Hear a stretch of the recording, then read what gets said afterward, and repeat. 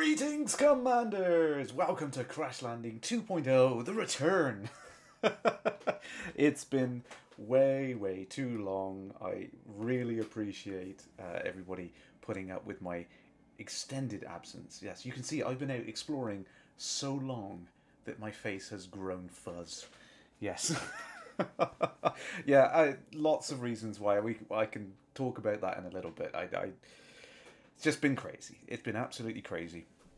Unfortunately, I did have a guest to introduce. He's been dragged away at the last minute, so we're going to jump on in. We're just going to carry on. Yes, we can see in the chat. Monday is the new Friday. Absolutely. Yes, why not? One of the reasons why things have been very difficult, Friday nights have just been an absolute pain for me. Chroma keying is over. It is. I'm being eaten away by meta alloys. Part of the problem I've been having people might see the lovely stream den behind me. I can admit now it is no more. It is been demolished. Not something I wanted to do, but yeah, it's just a case of kids getting older, needing their own rooms and things like that, and Daddy has been dumped into the spare room. So, hey, at least I can reach the washing machine and get my washing done, and you know, I can do it all in one room. It's fantastic. Hail Scripts, space radiation, yes it is. Horny, nice to be back. Thank you very much. Slid back in the post. Yes, I'm going to see if I gotta take the training wheels off, see if I can actually, you know, remember how to do this whole kind of thing. Of course, I have been playing the game. I've just not been able to get into the usual things, which is a real pain. But Abacus is there. Greetings, Commander. Looking forward to seeing you. You should be getting ready to fly, my friend. You don't have to stress to rush around. Sureth, FX Years, Zoranil. Thank you very much. It's nice to be back. It is. It's been that Revian. Greetings, Commander. Yes, it's just been a crazy 4 months. And I must say, I take the chance to say thank you very much to everyone who sent me messages. They're concerned and everything like that. It's okay. Things are moving along. It's fine. Some of you may have known that both. Amy, my wife, and my little one Alex, they were both in and out of hospital several times for various things. It's been an absolute crazy couple of months, and it's just, if I'm perfectly honest with you, it's been stressing me out as well. I've been making myself feel ill, worrying about it, and that's just me. That's how I am, and it just made things really difficult to get everything sorted, ready for every night. But hey, we're gonna try and do it. I don't know if Fridays are going to be completely off the cards. I think I'm going to play it by ear. I'm going to try and do as much as I can do. And that's right, it's there. Greetings, that's right. I saw you had a lovely stream the other day. I think you were having great fun on that, weren't you? But yes, it's life is what it is. And I'm just looking at it and think I'm giving it life and all of its problems a big fat middle finger, and I'm cracking on and doing what I love to do. So fine, you take my Friday away from me, you take my stream away from me, you cannot take my elite. Nats, you might have killed a target. Oh yes, so I think did something happen in the game whilst I was away? I'm pretty sure there was a little update, just a bit of a minor update. Oh, I think my guest is back. I think it's time to introduce my guest. Let me see if I can figure out how to unmute. And as I was saying, as I am so far out of practice, I thought I needed to call in my resident expert. It's the lovely FireyToad. Hello. Hey, how do? How do? All good? Everything okay? All good. Yeah, all good. I think you were having your equal shares of nightmares, weren't you? Oh, it's been a crazy couple of months. I was just explaining to everyone because I mean I've told you, haven't I, about Amy and Alex and things just stuff. nightmare. Life. But I am now officially kind of squashed into the laundry room. That's why the chroma key is a little bit off. I've not sorted out. There's literally wires and bits everywhere. Apparently, I'm very loud. You need to let me yes. adjust you accordingly. Because you have such a lovely voice that gets projected so well. There we go. Okay. There we go. Put you down a little bit. Yeah, it's Cool. just it's been crazy. I've not sorted out my lighting in this room yet. I haven't got the full setup going. It's there you go. Ben's in the chat there. I've got bearded. Wow, everyone at Frontier was doing it, so I thought I'd join the trend. You know. On the bandwagon. Exactly. I like to join in with the crowd. But how have you been, matey? How's things with you? Tiring. You've been doing a lot of work. Yes. I know you don't like to, but I'm going to give you a massive shout because I know you do so much work for HTS voice packs behind the scenes, and I don't think people realise how much has to go into making these things work. Because I know I've been kind of giving you a little bit of help here and there, and we've been chatting about things. Which has been awesome. It's well, no, you're very welcome. No, like I said, there's so much that goes into making that happen, doesn't there? There's so much stuff that goes into lots and lots. You know, people just think, oh, it's record a couple of sounds and you know, that's it. Just, yeah, no. If only scripting, the mechanics of it all, the plugins, and all that stuff, processing, editing, all that kind of stuff. Yeah, so much stuff going on behind the scenes. So it's been a crazy couple of months for yourself as well. Yeah, it's gonna be a crazy couple of more months. Yes. I looked at the thing the other day. I was thinking, with everything's going on, I've been so focused on trying to get like the room set up here, because obviously some people might know in the chat I work at home, so losing the room that I was streaming in also meant I was losing my office. So it's like, how do I continue working whilst I'm trying to turn it into a bedroom? It's just been absolutely. I've literally like sat on the sofa with the laptop and just kind of like having conference calls and having to kind of hide in the kitchen so we didn't have to mute the TV and things. It's been an absolute mare for a couple of weeks. You can't nip in here because you've got the washing going. Yeah, you got the tumble dryer. Turn the tumble dryer off quick. It's like, Anyway, I'll just wait for the water to drain. 1 sec. Yeah, hang on. There we go. But the biggest pain in the backside of that actually is, I've got bits. I dare not move it, because if I move that network cable, the stream will just die or something like that. I've literally got the network cable kind of hanging in at the moment. I've not sorted all that out. But we will get it all sorted. Toady has kept you. Horn is saying, Toady, you kept her entertained. What? Where? When? Michael Brooks is leaving. Yes, Michael Brooks has put up a. I haven't got a link to his thing, but he's doing a. It's on his Facebook page. On his if you go to his Facebook page. Does he say £1,500? If he raises £1,500, he's going to shave the beard and the head. Did he say? He's going to do both. I don't know what the price is for it, but yeah, he's going to do both apparently. Just nickel. We don't want nickel. We are after cadmium, because I'm engineering Twinkie. Oh God! poor little Twinkie's been sat there. I've been ignoring it. I mean, everyone remembers a couple of months back when I was doing someone challenged me to go back to the Sidewinder and still have fun. And you know what? I went back to the Sidewinder and I still had fun because there's stuff to be done. Yes. Imagine what imagination can do for you. I know. Like I said, it should be on the side of the box, shouldn't it? System requirements, imagination not included. But no, I mean, I think that's an interesting point. I mean, particularly with Frontier Expo's coming up on Saturday. I was like, yes, Expo hype. It's going to be great to see. I know a lot of you in the chat are there. It's going to be fantastic to see all you as well.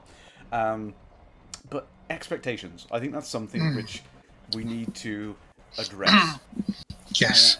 And I'm going to be completely transparent with it, because I think there's a lot of people from both sides of the camp who kind of, they get very biased about it, and they get very, the opinions kind of run right. Yeah. We know what forums are like, and I'm not talking just to the Frontier. Right? No. In general, Yes, in general.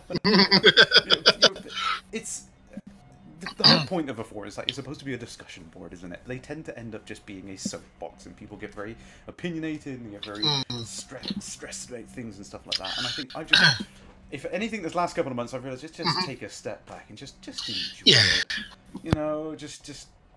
I've been playing a lot with the VR as well, and I think that's absolutely fantastic. Really been enjoying playing it in VR, and it's just one of those games you can sit and experience. You know what I mean? There's like in it at the moment, there's not a lot of action. I'm just kind of scaring around. I'm looking for something because I want to, because I'm chilling, and it's great. You know what you want your end result to be. Exactly, and I'm just... And you're going through the steps to get it. Yeah, I'm not rushing. I'm not min-maxing. I'm not trying to reach the end goal as quickly as possible. There is an end goal. Yes, exactly, and that's that's the problem. Is people they project an end goal, they expect it to be there, and then they kind of get disappointed when it's either hard to reach that or they can't reach it because it's immaterial. Non-existent. It doesn't exist, Yes. Oh dear. A couple of things in chat. Sorry, so Prime 9, greetings, Commander. Only one part actually you're not looking forward to is having to be in the office for 7 AM to catch a coach. Oh my goodness. Oh, so you guys are all coming down on the Saturday morning. Oh, well, I am going to be on a train at like stupid o'clock on the Saturday morning to get there, so I'm probably going to be a little past opening time.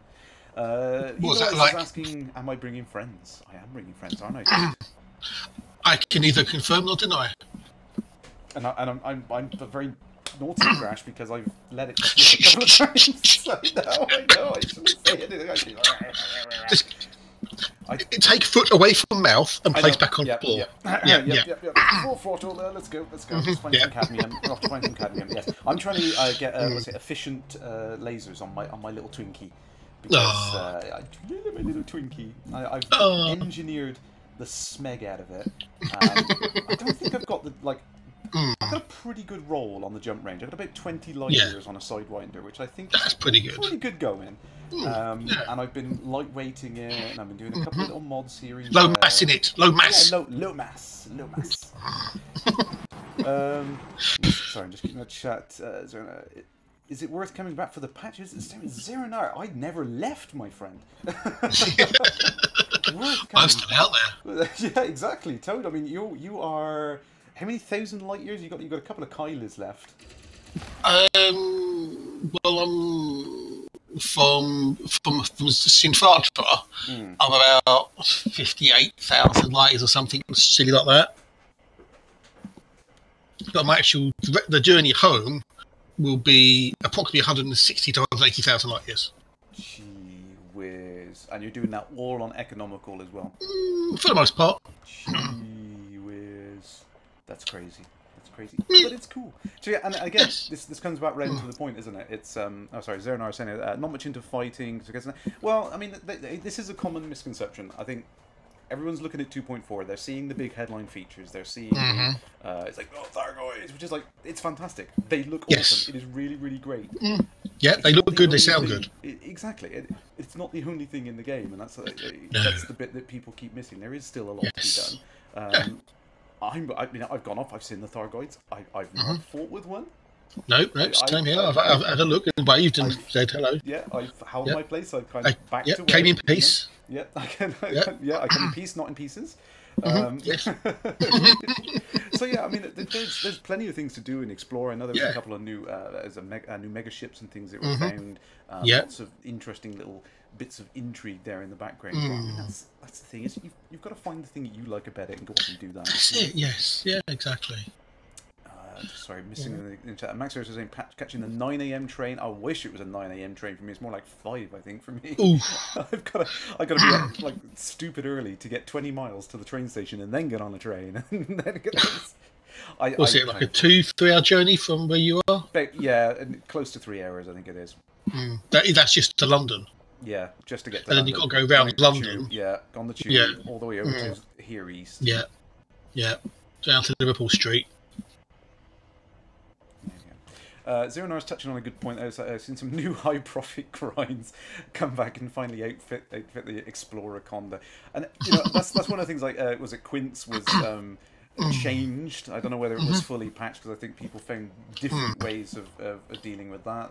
People are always going to min-max. They're going to find a way of getting the most out of their time for the minimum amount of effort. And that's time is valuable. Exactly. So if that's what you enjoy doing, that's fine. I don't think it's a worthwhile argument to go chasing after people that are spending their time doing the same thing over and over. Like you said, a grind. A lot of people call it grind. It's like, if you want to do that, do it. It's. I mean, I think people forget that Elite isn't a competitive game. Exactly. Yeah, you're competing with yourself. You're setting your own goals. You're setting your own expectations for what you want to do, and you're going off and doing them. It's not a game like in a typical sense like you would play and you go off and fight against other players. It is just an experience. You go off and do what you want to do. Also, Abacus is going to fly into this weird island on Thursday. Yes, it's got a lot weirder since you were last here, buddy. And Phoenix the Fire, greetings, Commander. To the breach. But the whole thing with the mission board hopping. Yeah.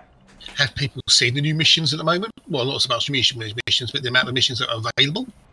It's so much better now. I know, it's fantastic. Yeah, it's like 15 to 20 missions per faction. Per faction, yeah, exactly. So it's great. You can go in, and I literally for the last couple of months, I've been just going around, pottering around doing missions. I've been having great. I've finally got my Imperial rank up. I am now deep. Yay! I can you get cutter. Yes, I can. I built the cutter. It's parked up, and then I realised, what do I do with the cutter? But it's a nice shiny ship. I'll find something to do with it later on. But again, if you get the chrome paint job for it, it becomes very, very shiny. Very, very shiny. Yes, absolutely. But it's that's what it is. It's like that was a goal I set myself. I wanted a cutter, and I think that's a mistake a lot of people make as well. I mean, I've made it myself dozens of times. Is then kind of thinking, well, what next? Yeah. Because it's very hard to focus on multiple goals. Yeah. Like at the moment, I mean, I'm looking for cadmium. I've got one thing in my head. I want to get cadmium because I want to do one particular role and and try and improve my one little ship. But what do I do after? I don't know what I want to do after. What are you going to do with the ship once you got those efficient beams on? I don't know. I don't know. A little bit of this, a little bit of that. It's just I like the idea of making this incredibly versatile, tiny little ship. That can do a little bit of everything. And I think there's a little bit of kind of fantasy in it for me. It's like if I could have one ship. One ship. I just want that one little sidewinder. That one magic. Like if I could park it on my front lawn, like right there, it's like that one little side. I could be self-sufficient. I got a little. You would have a Cobra. Wow, I mean, Mark 3. I do like the. I mean, I've got the most paint jobs on the Cobra. I must admit, I've got literally every paint job that was available on it. But there's just something about the Sidewinder. It's like it's the little ship that can. You know what I mean? It's like it's a challenge to me in my head to take that tiny little frame and make it just ridiculously versatile. It can do this, it can do that, and I can explore with it, and I can do a little bit of this one, a little bit of that with it. I just love the idea of that for some reason. But that comes full circle. Yeah, that's good. It's set those expectations. It's like what do you individually want to do? Don't look at what other people are doing. Don't try and compare yourself to people that are doing PvP and absolutely wiping the floor with it, or people that are massing up billions and doing missions over and over again. That's a pointless thing. Comparing and measuring yourself against other people's successes. That's it. Yeah. Complete waste of time. Exactly. In anything really, not just in the game. I think it's something to live by. I think the Sidewinder does everything really badly. Yeah, but it's my Sidewinder. It's my lovely little Sidewinder. Zeranos said, "Love my beluga. Hate the top wings that get me into trouble when the mailbox." I have done that so many times. With the wing tips on the back of it. Yeah, absolutely. The worst thing for me is the cutter. It's just too long. Yeah, it is. It's a bit of a and you think you got through the docking slot, and then you go and you pitch up and down, you go boink. I've done it. Yeah, doing that. I've done that with the Corvette over and over and over. Never done it on the Corvette. No, only on the cutter. I think I want to do it. Just being lazy, not getting all of it, just boom, bang, get down, there. Otherwise, spent long enough in the Sidewinder at beta, and it's like, well, yeah, I can see that point of view, but that's like, it's home to me. I'm looking at that, I'm thinking, yay. Because it was just today, actually. I saw some posts on the forums, and someone was making some comparisons to things back in the beta. And I thought, well, I'm going to go and have a look, and I just because there was some old screenshots of the beta, and I thought, well, I'm going to go and have a look at it now and compare and see the changes and stuff like that. So for the first time in a long time, I went back to Alp 98-132, and Ibutis, and Evelyn, and I was like, I haven't been here in years, and then I was just thinking, I want to play in my Sidewinder again. It was the nostalgia. I think there's a lot of that in there. Prime 9 gets it. You've got soft spot for the Sidey. It's the first ship we had working. It's still the default whenever you spawn. Exactly. I want you to spawn in debug mode.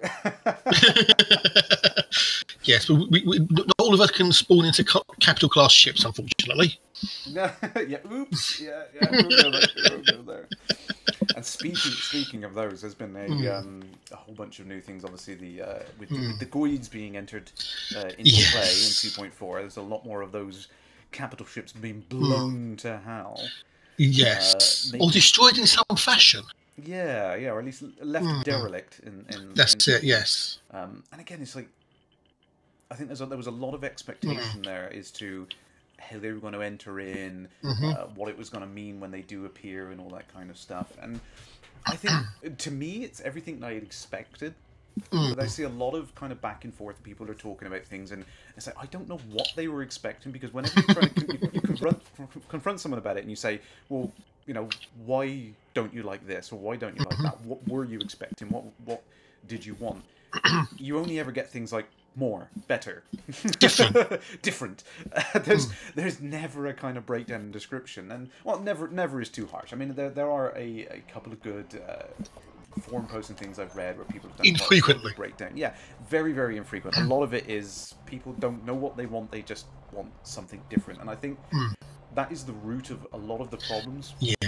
With things is people have a completely different expectation of what Elite should be, what it could be, and what they want it to be. Exactly. It's kind of like people internalize this impression of what it's going to be, and we've had like 2 decades of FPS games and things like that, and people have kind of got a ingrained perception of how games should be, and what they have. So like the typical argument, content.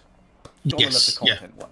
And everyone's got a different interpretation. What is content? What does it mean? What is content to one person is different to another. And I see it like generally as people want to see interactions and experiences that they are used to seeing in games. So if you're seeing something like a first-person shooter, it's like cutscenes, dialogue.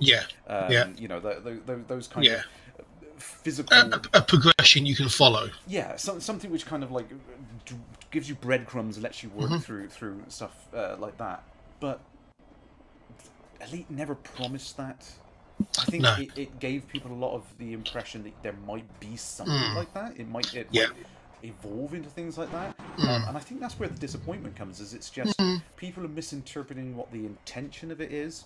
It's not being clarified, which I think is something that Frontier could do to improve on. Is not necessarily giving spoiling everything, giving the game away and stuff, but being more open about what the goals are, what the plan is, what they're trying to achieve.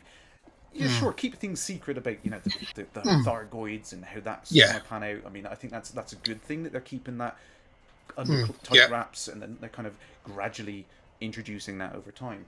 But I think definitely the direction of the broader game, the kind of like where we want things want to go to in the next year and stuff like that. Maybe we'll find out Saturday. And there we go. Very nice segue. that's right. You stole my segue. Damn it. But yeah, exactly. And I think that's the whole point of FX17 is it's about setting those expectations. What is the goal for Elite? What's the future of Elite? What do they want to realistic expectations. Realistic, exactly. Because I mean, let's jump into something else in terms of real. Oh, there we go. Got the wrong screen up now. Idiot. Oh. There we go. People may have seen this. The Elite Dangerous RPG. The core manual PDF is available for download now.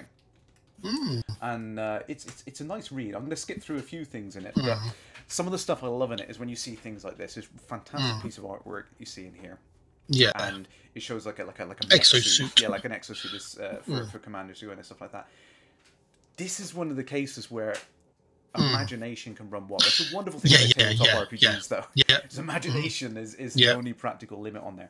When it comes to physically making it in a game, there has to be some clear boundaries. There has to be some set guidelines of what you can do.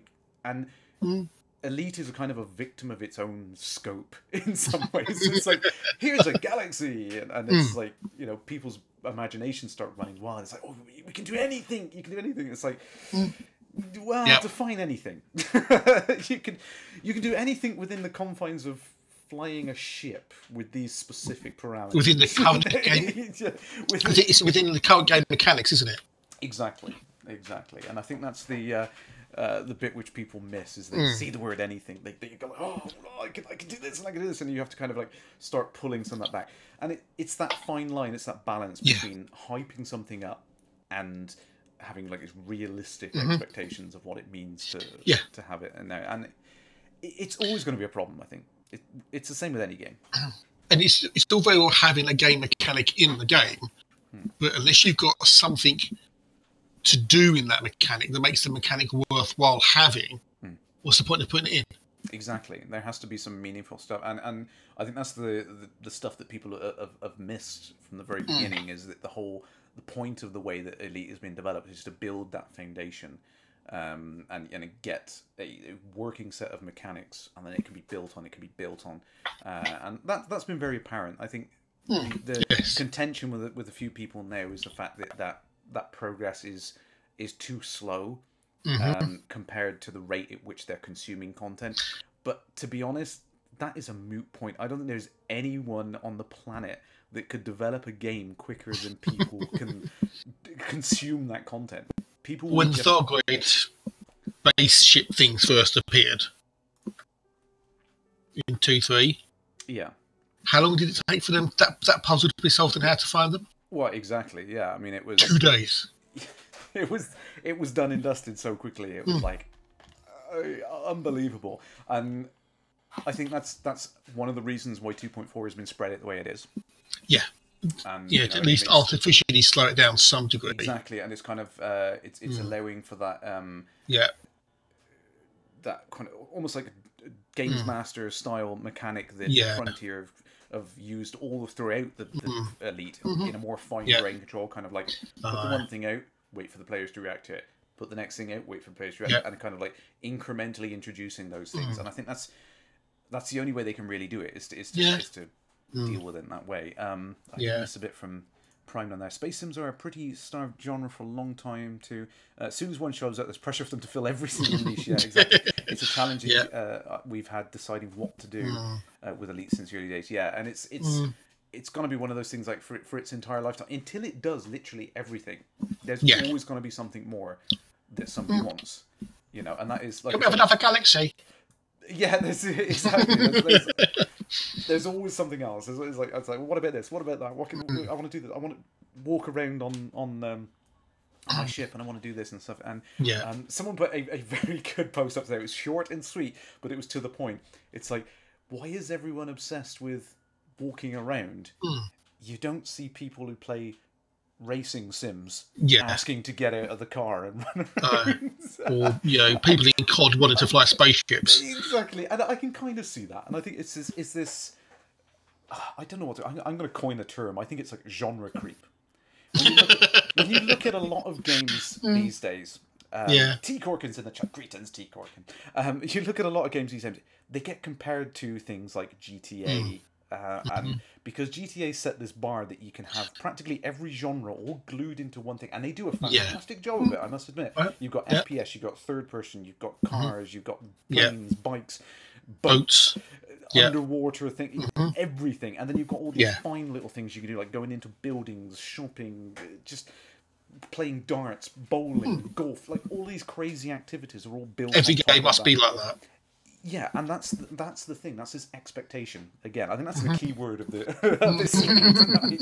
Is people's expectations have been set by these like prior experiences, and now everyone's kind of got that in their head. Yeah, all games must have this. All games must have this. Like, I couldn't care less about being able to get out of my car in Forza and walk over to the pits and talk to the mechanic and. It's not that kind of game. I get that. I go into the game with those expectations of I'm going to be driving a car. Yeah, that's it. Yeah, but sorry, go on. No, I can say you're in the car. That's it. You're driver. Exactly. That's the expectation, and Prime not saying. I also have an idea of the budget and team sizes for GTA 5. It's scary. Yeah, I don't even want to think about it. It's like crazy. I heard. And how long did it take to get GTA 5 out the door? 4 or 5 years. It was. I mean, well, yeah, that was the official like development time for like the beginning. Yeah. I think the budget was something in the region of about $250 million or something insane like that. It was absolutely insane. But again, a lot of people don't realize is they built on everything they had all the way from back to GTA 3. That's it. And all the packs in between through 4 and all of the expansion stuff like that. They had foundations they could build upon. Exactly, they incrementally built the technology along. They were kind of building up the stuff they could use to make that all work. So it wasn't just a boom, there you go. It was an incremental, iterative thing, and that's the only way to build such a big, complicated game. Yeah, you have to break it into smaller chunks and get something working, and then add to it and make that work, and then rinse, repeat until you get something wonderful. Tolograph touched on a good point there. I think that adding space legs is about adding a social layer on top of the game to give people better options for that kind of interaction. So, and I get that. I would love to do. I love the idea. I mean, now particularly we've got the obviously the store. We've got some of the new packs in. You can see behind it. Yeah, modelled by lovely Commander Kerrash in the background there. Just looking closer to the mark these days. I haven't quite got the full beard yet. It's getting there. But I like this because it certainly makes cosplay a lot easier now. I don't have to go find a skin tight suit. I don't have to lose a couple of stone to get into that spacesuit. I can just chuck a jacket on and cosplay. Yeah, nice. Millstone said, "Remember GTA in 2D? Top-down GTA. Oh, that was some fantastic network games back in the day." But yeah, it's a difficult thing. I think Elite is at that kind of painful teenage growth period where the foundations are there. It's had its basic education and all that kind of stuff, but it's at that point now. It really needs to make a decision about where it's going, what job it wants, that kind of thing.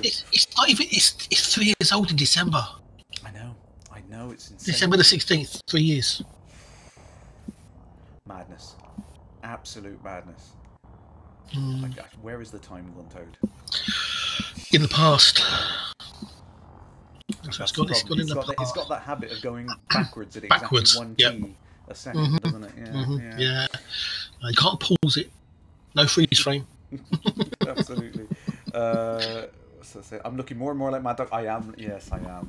Yeah, he's a bad influence on me. He really is, isn't he, Toad? He encourages me to get into Twitter arguments. And hey, you do all that on your own. Yeah, I do that on my own. Oh, GTA London. Garanga! I love that. I love it. Phoenix is off, by the way, by the looks of it. Oh, Phoenix. Oh, yes. See you later, my friend. Take it easy. Talking about Space Legs would be cool, but it could probably come with up to 10 other features. Sorry, but probably could come up with 10 other features you'd rather have. And again, this is going back to that expectation. People have different expectations of what they want the game to be. There's different things in their mind. Some people want space legs. A lot of people don't want space legs. People want, atmospheric planets and Earth likes and whatnot. Exactly. Yeah. It's people have got all different interpretations of what is important to them. Yes. And I think that's where everyone kind of forgets that it's not a failing of a game because it doesn't meet that expectation that you had. You've projected that. You've kind of imagined that it should have X, Y, and Z. It's not to say that the game doesn't have flaws. Every game has flaws. Of course it does. Every game has flaws. Yeah. But yeah, it's a difficult one. That's what it's saying. Here's a Thargoid question: are they actual living ships, or do they have humanoid form? And fly the ships? Oh, and do they fly the ships as we fly metal ships? Well, yeah, I believe they're kind of like. Is it like a symbiotic? TJ's. Yeah, he's got it in his book, hasn't he? He's got a very good way out of it. Yes. Spoilers, by the way. Read it, yes. Yeah, we won't go too far into that. No. All I say is T. James, Out of the Darkness. Galactic Server, will I be doing a special stream on December the 16th? I don't even know what day December the 16th is. Hang on, let me... It ends in a Y, I can tell you that much. It does end in a Y, yes. It's a Saturday.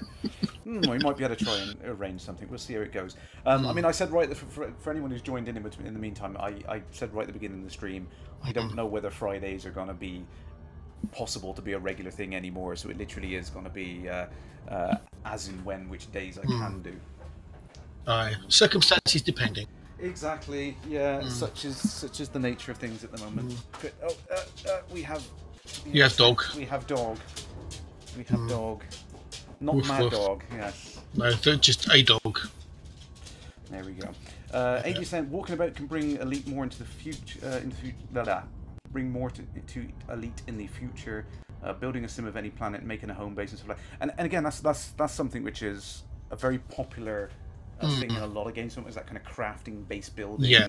It's a very popular mechanic. It's something that's like I think Minecraft really pushed back into the fore. And all the survival games and I'm not saying it's bad. I'm not saying it's a thing, but it's No. like that.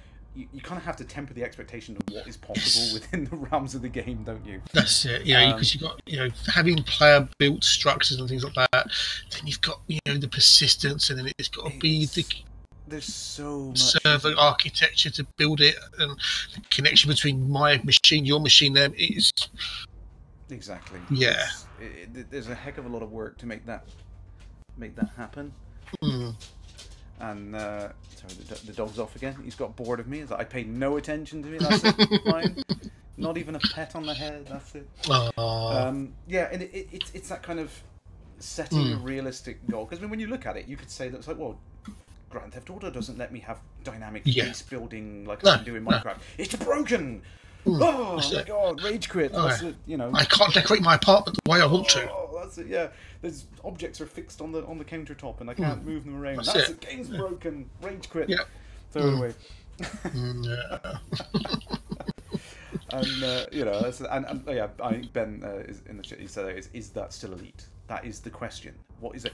Elite is supposed to be primarily about flying spaceships. Yes. That's what it's all about. That's what it's all on. Exactly. You didn't have 3 lives. Yeah. You didn't. Yeah. Didn't have the typical tropes of video games, But and I understand that they want to expand it into more. That's absolutely great. But I think people need to be realistic about what that's going to be. It's not going to do everything. There's not going to be like survival horror sections in there. There's not going to be single player missions with all the kind of dialogue sections and stuff that you'd expect out of a first person shooter and stuff like that. It was never intended to be something like that. It's a space simulation. You fly spaceships. Exactly, and that's something. It's always going to have that there. I think it's never going to take that away. And if it did, then it wouldn't be the same game. No, it wouldn't be what we played it for in the first place. So. Prino Senna is a good one. Purely on personal preference, you want Elite to do things that other games don't. Walking around isn't a niche that needs more attention. Yeah. And like I said, it's one of those things like people have one thing in their head. I want to walk around my ship. I don't care about anything else. Like, well, you want that, but if we let you have that ability to walk around your ship, other people are not going to be interested in walking around the ship. They might want to walk around bases. And then when you're down on the ground, going around in bases, well, some people are going to want to go inside those bases. Yes. And it's like, well, what do you do inside those bases? If they're empty, hollow rooms, then you've got yourself into a No Man's Sky sort of thing, experience. And it becomes real. It's like just adding the mechanics in of being able to do something and experience something at a certain level. That's the easy part. It's fleshing it out with something to do in all of the different scenarios, I mean, yes, they could mostly add in walking around a ship with, not would say in a fair amount of ease, but it wouldn't be uber hard. But then you can walk around a ship. Now what? Yeah, it's like, what do I do? What are you going to do? there has to be some meaningful reason for you. There needs to be a purpose for that mechanic. Yeah. Otherwise, it's a pointless mechanic. Yeah. What advantage does it give the game? What benefit does it bring to the game? If it doesn't bring anything, then there's no point in doing it. Absolutely. It's not for the time being. Yeah, and by the way, stop being reasonable, says all your blocks. This is the internet after all. Come on, play the game. I know. I need to rage quit and kick and stomp my feet because it's not fair. That's what I need to do, isn't it? Yeah. Silly crash. Repairing your power plant with slags doesn't need it because you just have to change the repair limit to repair power plant's done. Yeah. It's one of those things. It's like it'd be nice, but it's not enough to justify the feature. You know. No. And I mean, I like the idea of being able to go away and maybe patch up integrity because that's something you can't do at the moment. Maybe modifying systems to force a one-off higher jump range or overload the distributor for a little while or something like that. Something you can tinker with. Yeah, exactly. It's almost like that crafting mechanic is something which would be very good to do on a walking around inside your ship. I think that's something which would be a really nice scavenge wrecks of ships in space or whatever. Yeah, exactly. That's an interesting thing. Finding derelict ships, going around them, being able to pull unique components out of them. But again, there has to be a use for them. Yes. If you go into the ships and you pull them out and you just pull out, you've got one conductive component. It's like, well, it's fun that I can go and do that in a different way. Yeah. But it's not a unique reward. That's it. No. So I can go and do that by killing ships and probably get hundreds of them an hour. And that goes back round to this min-maxing sort of argument that people are not going to do the awesome, cool-looking, fun things if there are more efficient ways of getting the things they want. You know, people will steer away from that. Some will go and do these things because they want to experience it. But, you know, people generally don't have a lot of time to play games. Exactly. So they just want to get things done and progress. Exactly. Min-max. Get there as quickly as possible. Get it over and done with. Boom, boom, boom. And Yeah. It's a means to be able to have fun in the game you like playing. Yeah. Absolutely. And you can't blame people for that. That's no, of course you can't. You know, they're trying to get to that end goal that they've set. That's what it's all about. You know, that's the aim of it at the end of the day. To some degree, it's human nature. I mean, I myself, I want to kind of go in and I want to try a little bit of everything once. You know, I've been to see the Thargoids. I've kind of looked at the Crash Scout. Did you see the Crash Scout ship? That was pretty cool. Yes, I have seen it. Yeah, I've seen the pictures of it. Old school 84 scout ship. That was a lovely little Easter egg that made it in. But again, it's one of those things like I've been there, I've done that. It's cool. I like that. Yes, and it's like I feel bad in a way because there's so much effort that's gone into making that set piece. But once then, you've been there and done it, there's nothing to do. Yeah, it's like, and this is the thing. I mean, it's a common problem with all video games development. Yes, is that you try and build things so you can reuse assets because that's the most efficient use of time. Yes, and when you look at something like a first-person shooter, it's like you make the levels are used once. That's it. So you try and make assets that you can glue into levels, so you're not remaking the same things uniquely for each level. So it kind of makes it that you're not wasting as much time. You're kind of you cut it down the repetition and exactly. Which that's one way of doing it. But the problem with something like Elite, it's such a wide and deep canvas that making something unique for every corner of that is just impossible. It's just never going to work. No, I don't see any way that could possibly be done. That's why you have the stations that look the same, etc., etc. Exactly, you know, and it's nice to see when the variations come in for the stations and stuff like that. It starts to fill in some of that depth. It's kind of filling in those corners. It's a little bit here, a little bit there, and a little bit there, and that's how I kind of see Elite is that picture is being built up. The corners are being coloured in. There's these lovely little, fantastic little bits of detail, but then there's these gaps in between, and people always focus on the gaps, and they forget about the fact that there's this fantastic piece of detail over there. Because as soon as that's filled in, that becomes the norm. That's the bar which is set. The bar has been raised to that level. Everyone's expectations are now at that level. That's it. They completely forget that prior to that, they had nothing. We remember, don't we? Okay. We remember. One system. I remember. One system. One system only. One system only, yes. Selecting the stuff. Yep. One light year route, or one jump route plotting. Not 20,000 light years there we've got now. Oh. Sorry, Mrs. K was shouting me then. Get on that computer! Yeah, 20,000 light year plotting, all those kind of things. I know! It's for explorers, fantastic. Absolutely fantastic. I've been ignoring the chat for a little bit, so let's just catch up on the thing on there. Telegraph saying, did actually suggest that I was doing a mini game, make proper use of the crude. He didn't like it, sounded like a coding nightmare. And it's like, you know, every idea is a great one, but it actually coming to the implementation is the hard part, isn't it? You know, it's actually putting pen to paper and making it work is when you realise the flaws in the ideas, and it's like, maybe that idea isn't so great. It sounded great, but, you know. And it's expensive. Of doing these things. Yeah, exactly. Like, you know, it's great. Like I said, these little touches, having like the scale in there, absolutely fantastic. But it's so much work to put that in there for how much reward. You know what I mean? And lots of people probably won't even go there and see it because they're not interested in that. They just want to pew, or they want to trade or explore. You know, there's what's that pronoun saying there? Going from Edelweiss question there. The G-forces generated the combat stations. Every single broken bone when the people pate. Yeah, and that's that's one of the things I love the idea. Oh, I haven't got any cargo space. I sold it all. I mean, could you imagine you're in like a 30 or something, or a Python on ASP, and I'm flying it, and you're walking down to the cargo hold, and I start yanking this stick around and flying it around back and forth.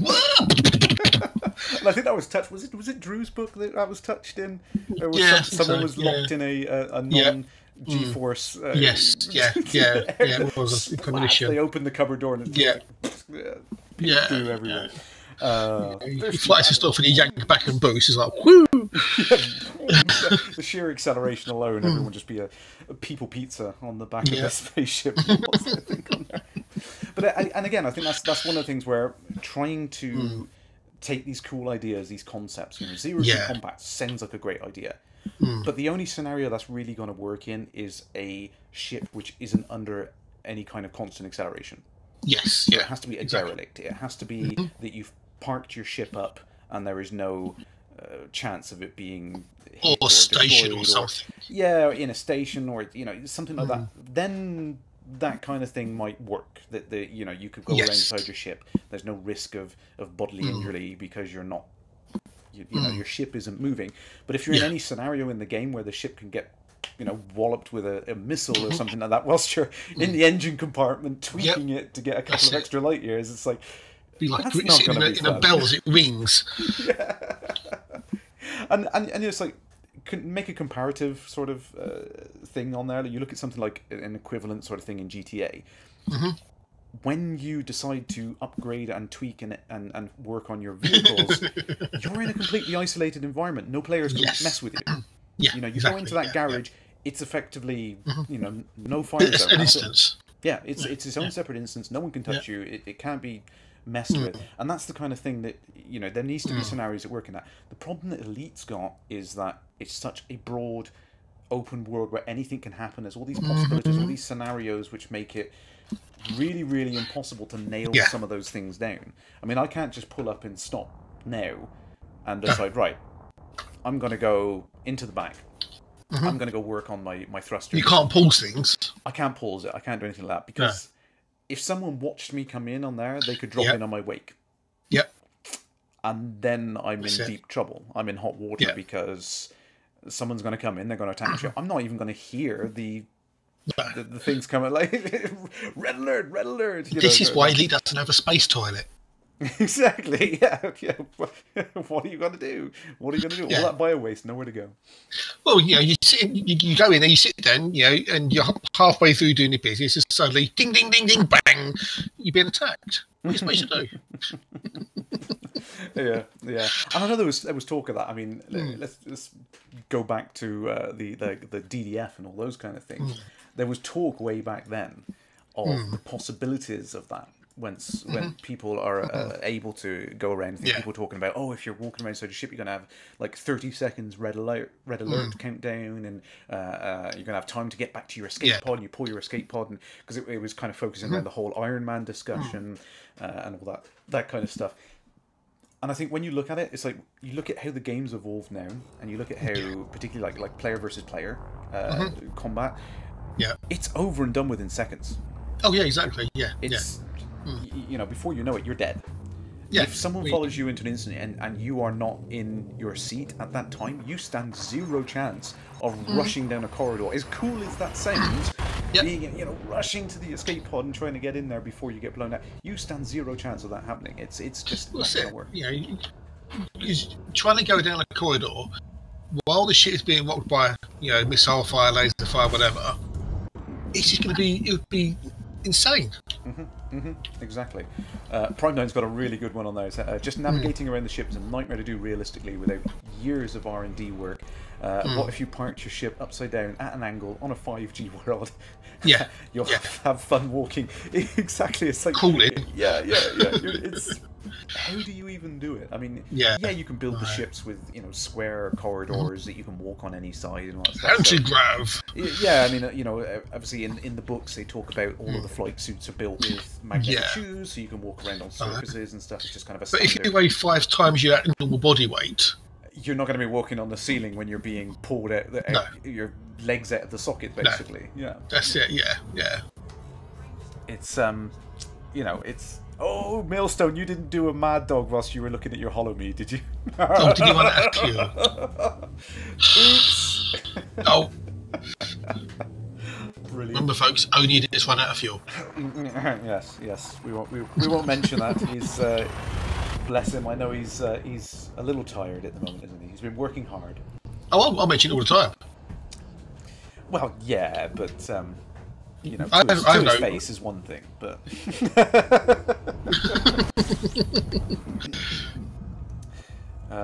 what's that? Sorry, Ben.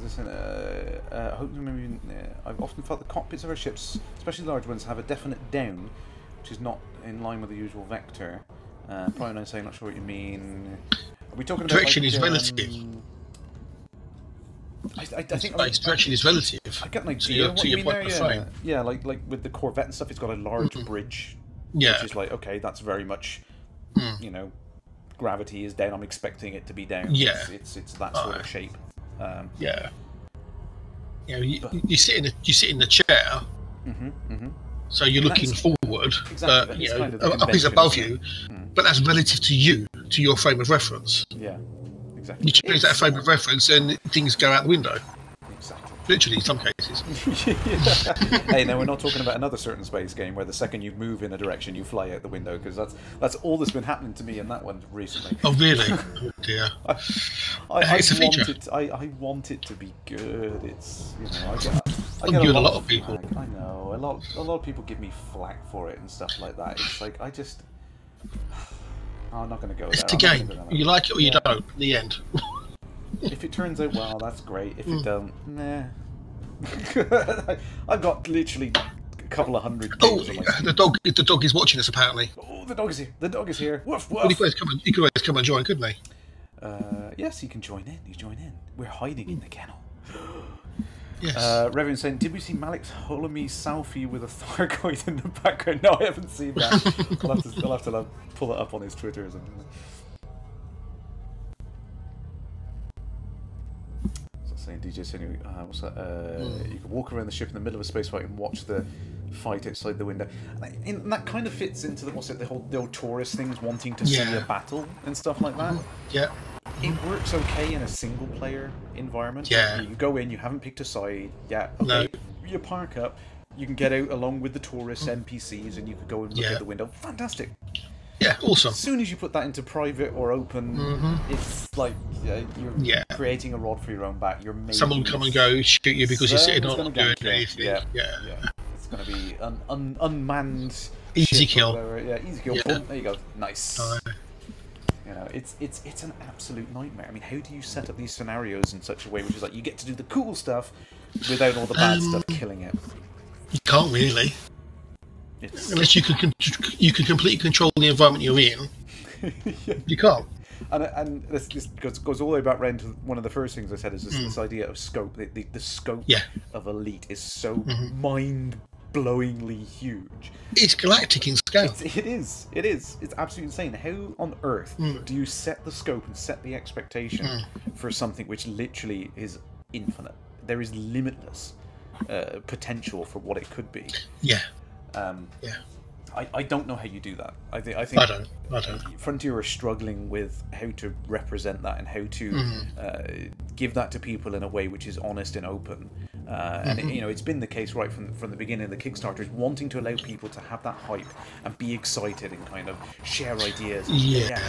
And it's like that all went through the DDF, and it was like it was going really, really well. And then it got to that closer and closer to the release, and people were realizing that all of these cool ideas they come up with, a very thin slither of them were actually going to make it in, just literally due to the budget and resource constraints. You've got to be realistic about this. Indeed. And then, then people started getting. That's when a lot of the saltiness came in. That's when it started to get really, really bad, because people were then like, "Oh, well, the game doesn't do what I want it to do." Yeah, exactly. Expectation again. But for the large part, entitlement. There we go. It's the dog. That's the other E word. How you doing, dog? I've just sat and watched you horribly bully me. So it's not bullying. It's just being honest and truthful. Honest and truthful. Yes, dredging up muck from the past, making fun of me because of it. It's a public service announcement. It's not anymore. It's not. It's just mean. It's violent. It's just being honest and truthful. You ran out of fuel twice. The end. No comment. This is never going to go away. I was about to say I don't like saying it behind your back. It felt a little dishonest, but I don't mind saying it to your face. So. Well, it wasn't really behind my back, considering I've had you on in the background, while I've been working. I just decided to announce my presence. What did you get from Santa? Not Christmas. Oh, I'm a little early. You are a little early. I was hoping that you'd be doing the Christmas special on Christmas Eve, but hell, no, you pull it now. Yeah, might as well. I'll go get my hat. Get my fluffy hat. We'll be done. Apparently, I'm a little bit loud. You might want to turn me down, Crash. That's just dog. Yeah. All right. There we go. Let's just notch you down there. There we go. That might be better. I wouldn't want to offend anyone's ear holes. Too late. Well, that's true. You do that, Dave. Yeah. Go back to the expectation. Yeah. To a large degree, that's you as an individual's issue, not the game company. Exactly. The game company, to some degree, a game company can have something to do with those false expectations. A large part of it, the onus is on you for having expectations which are unrealistic. Yeah. It's probably now known as the Sean Murray effect, isn't it? Yeah. Or the NMS effect. The Mass Effect, yes. Yeah. Yeah, that's the thing. Is again, it's that fine balance. It's trying to allow hype to carry it and encourage people to talk about the game and make it something that sounds exciting, everything like that, but also balancing those expectations and making it so it's like, it is still this and it's going to do this. You're not going to be it's not like Avatar. You're not going to land on a planet and start flying on the backs of winged creatures and all that kind of crazy, which would be awesome. But what do you mean I'm not going to get to do it? That's the only reason I backed this in the Kickstarter. I was promised living planets, procedurally generated, where I could hunt dinosaurs and probably ride around on their back. I'm not getting it. What is this? Not anytime soon. It's called reality. No. Does this? But this, I do still have a game to play while I'm waiting. Yes, that is a very. You do have a game to play. Yeah. Well, it's not just a big alpha or something, It's actually been released. It's here. You can play it. You can enjoy what's here, and there's more to come. That's the great thing about it. Was that DJ saying what? No big game hunting and individual blades of grass. each one procedurally generated. Yeah, I know. I think I lapped that up right at the beginning. If I'm perfectly honest, I loved the idea of that. But then I'm a techie geek. I love the idea of being able to define things down to that level. And yeah, surely it is possible to get that, but it's not going to come anytime soon. I think people have to have realistic ideas of how that's going to work. I just wanted the game I played in 1984 with better graphics. Did you get that? I got that. I got what I wanted. I was going to say, was it that was exactly what the Kickstarter initially promised? Was that? And weird that it's like my expectations had been managed. Yeah, that's just shocking. Shocking how that can be a thing. And I have a pretty vivid imagination. I mean, I could have run off wildly into different areas and made claims about this video game that would have been completely untrue, like the majority of the expectations people have. What are you trying to say, Tom? I'm not going to swear, but I am taking my gloves off tonight a bit, I think. Oh, it's fine. It's just the sheer abject stupidity of watching some of these trains of thought as they leave the station and barrel directly into a canyon. And Marty McFly and the Doctor aren't getting away in that DeLorean anytime soon. It really, I am utterly bewildered because some of the people making the comments are clearly intelligent people, and it hurts me to see intelligent people make such ridiculous scenarios up inside their head and say that's what I was imagining for this video game, and you're like, I'm sorry, what?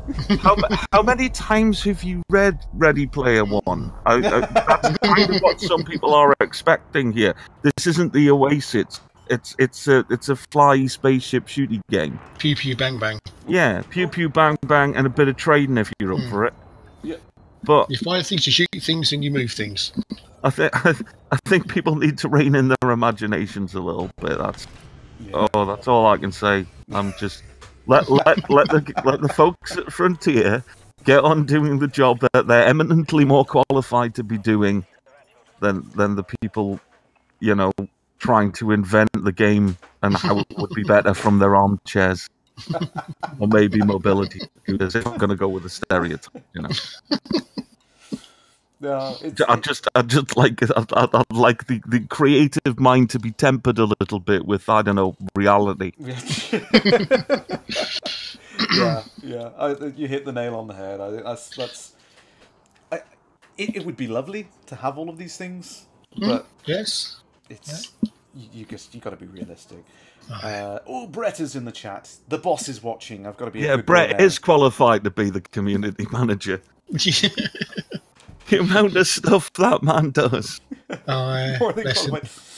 You should see his inbox. I think I'll pass on that one. What's that pronoun say? Eminently more qualified. So you haven't seen the behind the scenes when we all get trained to faceplant our keyboards until code happens. That's exactly the same training they give journalists, though. So I mean, that's how they write the articles, isn't it? So. Although arguably they don't need to be any good at playing games, do they, journalists? They could at least get through the tutorial. I'm just saying, that game does scale up like pretty with difficulty quite quickly. I'm not sure if it's a game I'm going to enjoy or if it's a game I'm going to use to punish myself. It's probably going to be the latter. It'll probably be like hatred, where it's like I'm really feeling angry with the world right now, so I either want to blow everything away or I want to make myself giggle at all the lovely 1930s animation. It is good. I like it. Anything that stops my crippling PUBG addiction. That's like World of Warcraft, man. It's got me. It's got me so bad. It's so insanely popular at the moment, and I mean, nothing against it. I mean, it looks okay. I'm not absolutely besotted with it like everyone else seems to be. I don't understand the fascination to that extent. It looks very good. It's a nice, solid battle royale style game. If that's what you like. As I've played about 3 or 4 different varieties of battle royale games, I'm not interested in buying another one.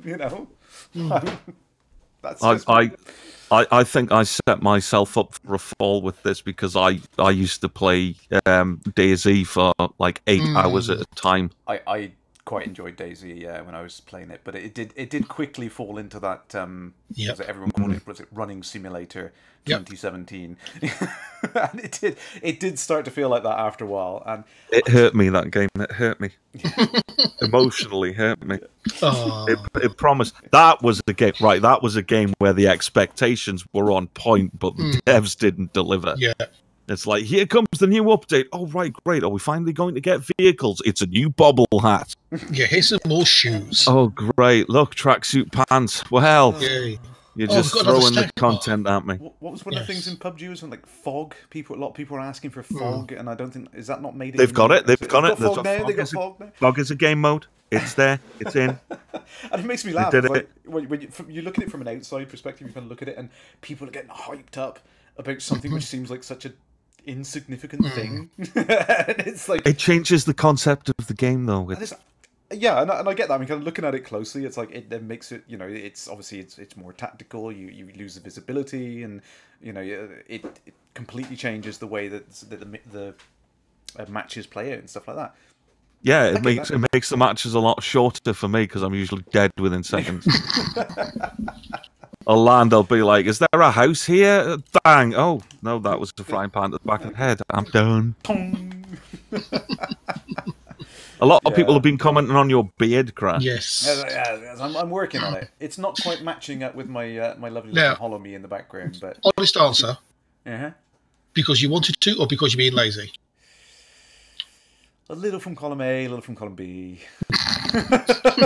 I'd like to inject the third choice in there. Mate, are you hiding another chin? Ooh. Yeah, there's a little of that too, I think. Ah, you see. This is the problem, you know, buggering off to the States for a holiday. It's like, I think I put on a stone, I think. But hey, you got to enjoy yourself. I mean, I said right at the start of the stream, a lot of crap has hit the fan over the last couple of months for me, so I was just like, I'm just glad to just get out, forget about it. I feel you, brother. I feel you. Yes, it's But you are coming along nicely, though, aren't you, Dog? You're coming to the end, the light at the end of the tunnel, I believe. No, this is definitely a train. It is a train. Yeah, I've just to take it completely away from Elite. I've just been handed the details of a TV advert we're doing now, so that's going to be fun because it's for a financial corporation, and that means it's got to go through stringent tests and checks and all kinds of stuff. It's the kind of one that will drag on forever as the deadline rushes towards your face. I know those kind of things. Yeah, but are you at least going to be able to get away for Saturday? Oh yes. Oh yes. No. I was given a list of all the things that were happening this week, and I significantly shortened it and sent it back and went, "You're forgetting Friday. I'm gone." It's like, yep, that's it. So, oh, poop. Yes, you may say poop. Yes, I did have the fun conversation on the daily Scrum meeting this morning when I said to him, "You don't seem to have on the calendar, but I've booked Friday off."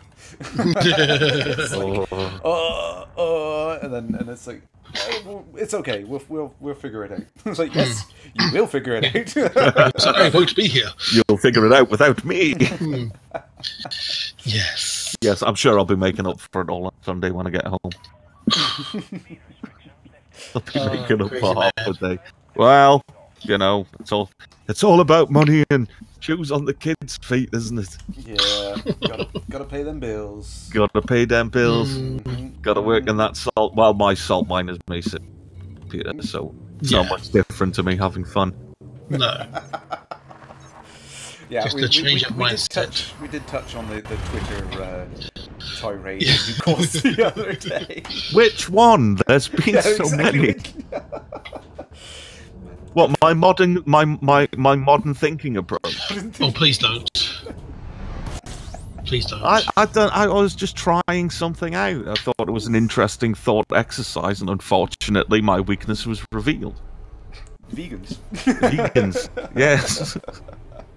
I can't bring myself to defend it ever. I'd be terrible in a debate in society. It would be, okay, we're going to talk about the benefits of veganism. Oh, please let me get the contrary. Please let me get the contrary. And you're going to be pro-vegan. Nah, I'm done.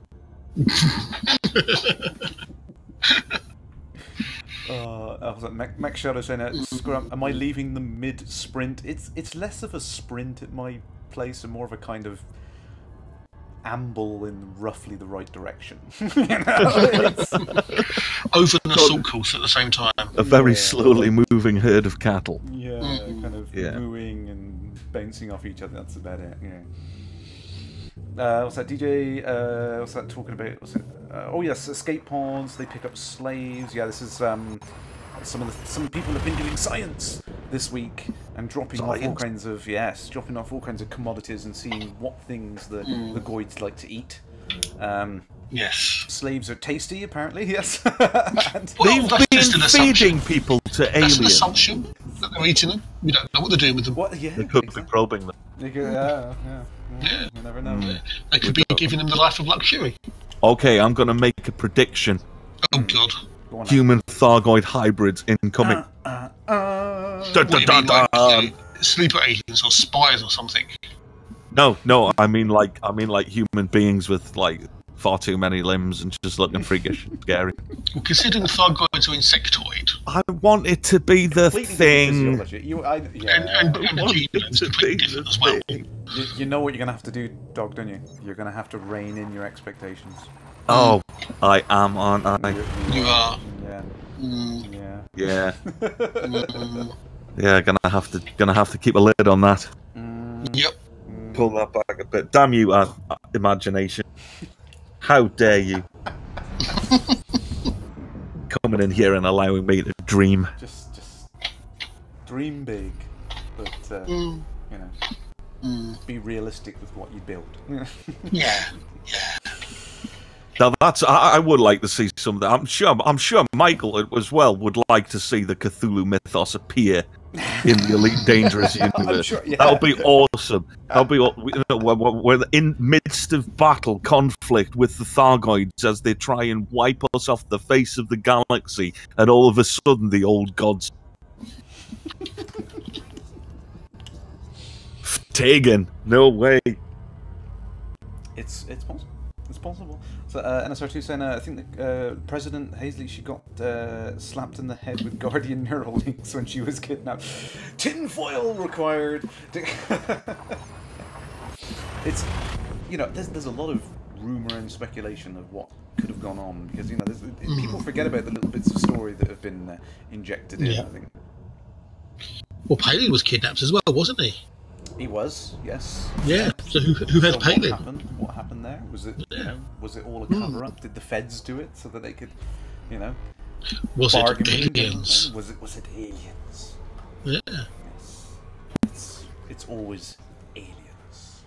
Yes. I'm not saying it's aliens, but it's aliens. All right, Giorgio.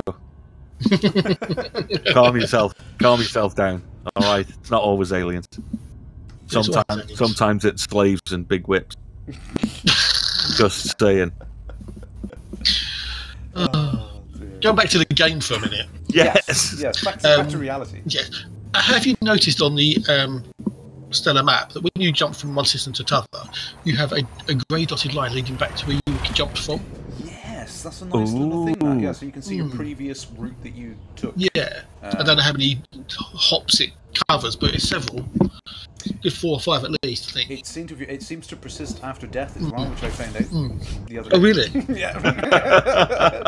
Of course, it was a test. It was nothing to do with me dropping out inside a jet cone of a neutron star. No, of course not. Of course it would definitely nothing to do with that. Sitting there thinking, is there anything I can do to get out of this?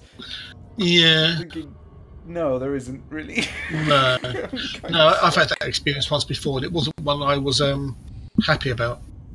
Them gravitational forces, man. Yeah. I wasn't paying attention. My own bad. No. I know. Yeah.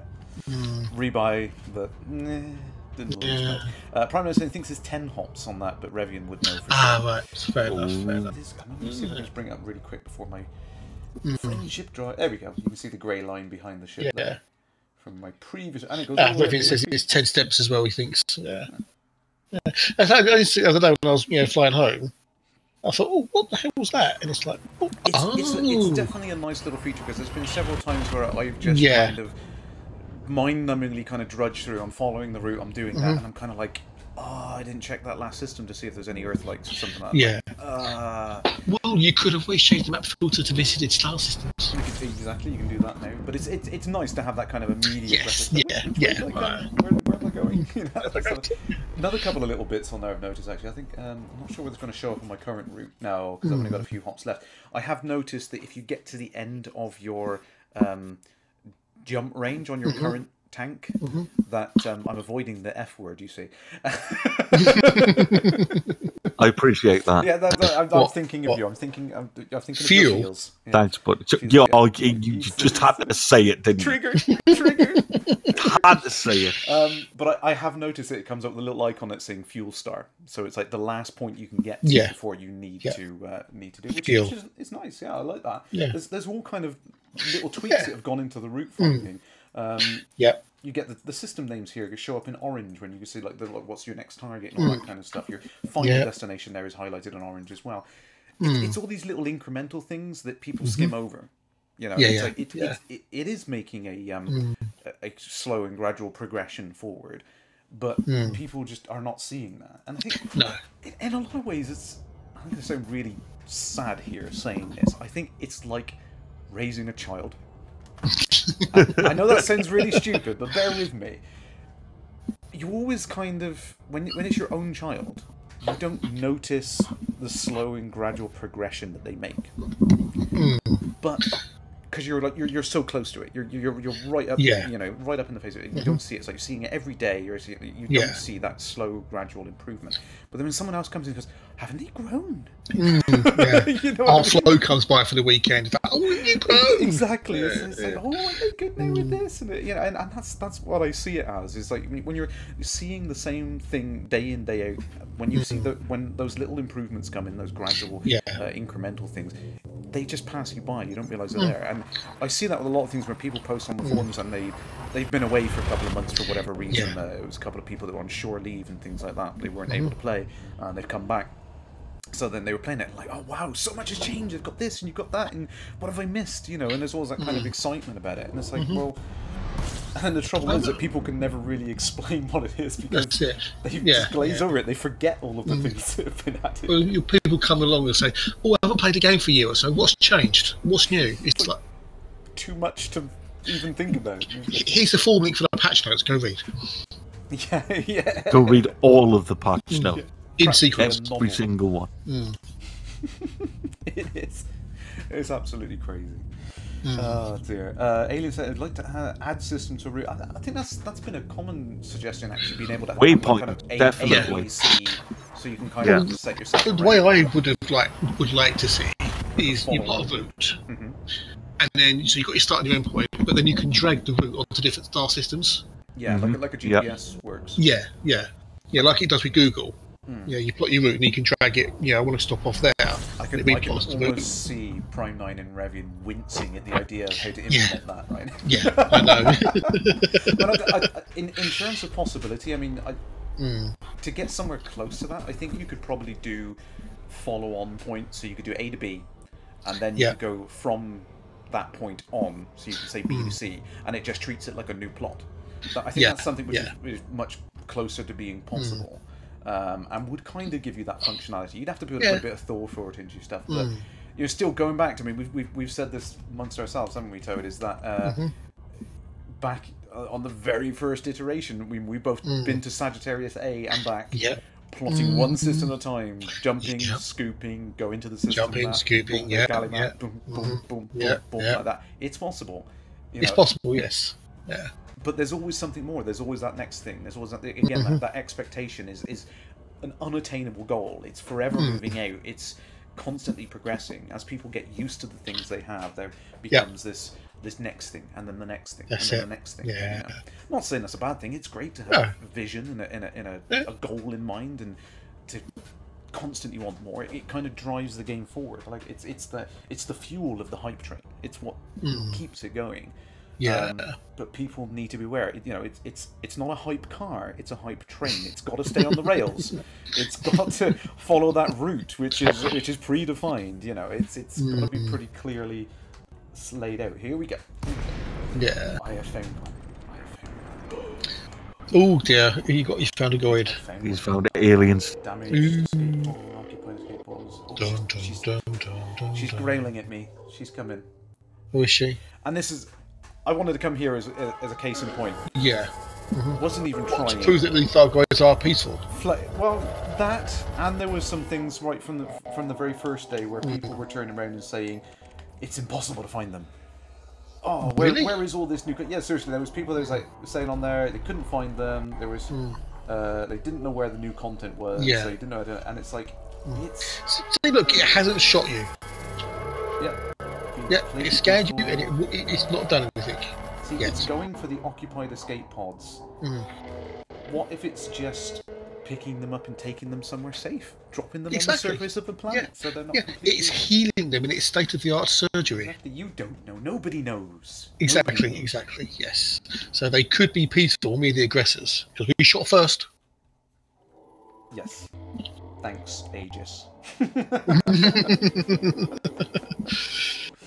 Exactly, it's a Thargoid AA. Yeah, exactly. I really don't think these people in this exploded spaceship called them. Well, no, maybe they're just like good Samaritans. I reckon they Of- called of green which flag. space? Green flag. And Nats is shoot her in the face, and Prime is shoot her. Shoot! I don't think I've even got any weapons on here. No, I've got nothing. I could go and give her a gentle nudge. That's why it's not shot at you. Well, you see, what people fail to forget is that the players in the game are human. The Thargoids are alien. You can't assign human motivations and whatnot to an alien race. It's a video game, mate. Humans made the Thargoids, so we can kind of do that and attribute stuff to it because it's actually human beings that I'm are role-playing here, I'm role-playing. Alright, shut up. Oh, God! I forgot. You role playing it. You should have said we were on a roleplay stream. I would have come on as Brenda. But it's not the weekend. True. Yes. This is true, but Confusing don't. everyone. Crash has thrown me out completely. I'm thinking it's Saturday tomorrow. Monday is the new Friday. Sorry. Monday's not the new Friday. Monday's the new doorway into hell. Speaking of the doorway into hell, let's go ahead and scan this one right now. Alright. Oh. Slow down. Oh, it's jumped. Notice she left the performance enhancers. She wasn't interested in that. No. How many have I got? See, I am collecting up all of the Thargoid wake data, the ship signatures, all that business, just in case. See, the thing is, right, if they were aggressive and they were hostile, they would have shot you. Exactly. But they They didn't. would have took one look at me. Oh, it's one of those scumbag water-based things again, which One has of those- blown up all of my sisters. Exactly. You weren't I'm going to even a have a pop. threat. You weren't even a threat. It's not going Exactly. to waste its time on you. Not even gonna bother. I do If they were this aggressive, hostile species that some people claim them to be, they would have just opened fire willy-nilly. But did they? No. They let you be. That's interesting. I've never done that. Some before. people have just got an agenda. I think. DJ said, what's it? Fly 500 meters and it will go hostile. Yeah, I've done that, DJ. Because she gets red, she gets angry, she growls. Yeah, invading the personal space. Exactly. It's just a natural. If you keep your distance. Now you're thinking of it like a dog. It's a sentient species True. Yeah. invented by a human being. Wasn't that Kenny Everett who invented the Thargoids? Yeah. Don't talk about that. What? Why not? It's a thing. It was on the Kenny Everett television show, Captain Cremon. I know this. You know this. There's children out there. It's like taking away Santa Claus. I shall have to post on Twitter. That's it. Prime 9 just said that my leftover debris is worth less than the bullet. Yeah, true. Sapient Pearwood. Is it magical? Sentient? What's that? We missed that bit. What? Suplex. Sentient equals sapient. Does not equal sapient. Sapient I did just notice that. I don't know if you saw that on there. Once I had the wake scanned and selected, it malfunctioned if I tried to jump.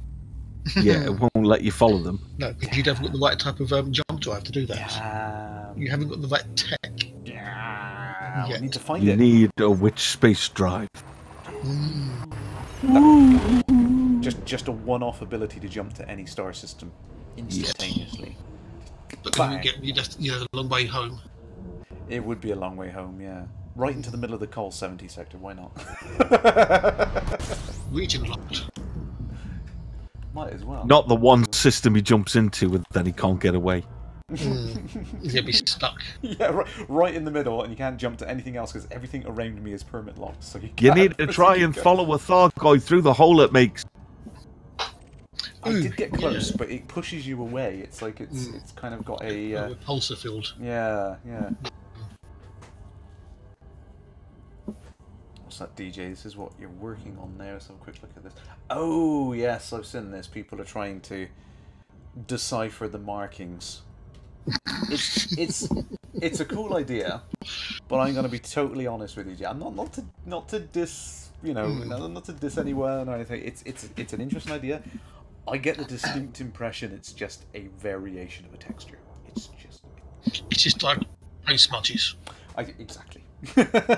It's cool that there are so many variations of it, but I don't think there's any hidden meaning on that one. I think that's a bit of tinfoil hat misdirection going on there. The Steven Usher got like Rorschach ink blocks on they are a little bit vague on that. Like, coffee stainology, yeah, exactly. I agree with that one, Vivian. Yeah, no. Stainology. I like Rorschach's, right? I'm gonna have.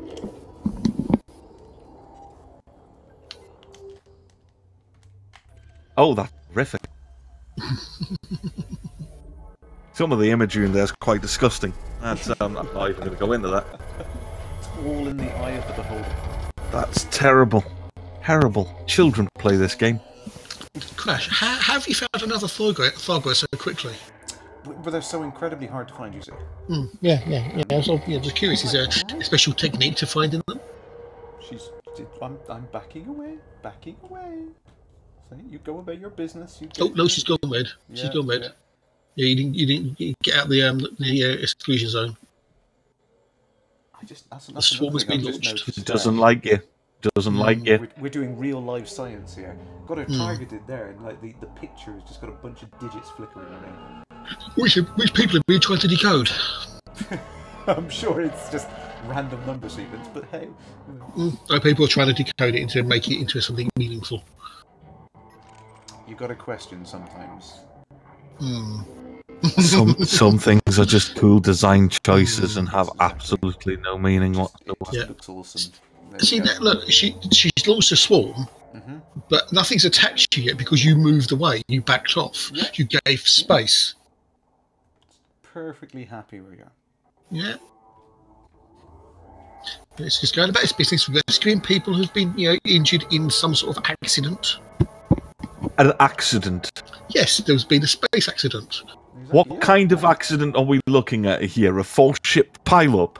Yes. Exactly. They happen to be flying a little too close to each other into the same lane. One of them was trying to take in space. It was a failed overtaking manoeuvre. A failed overtaking?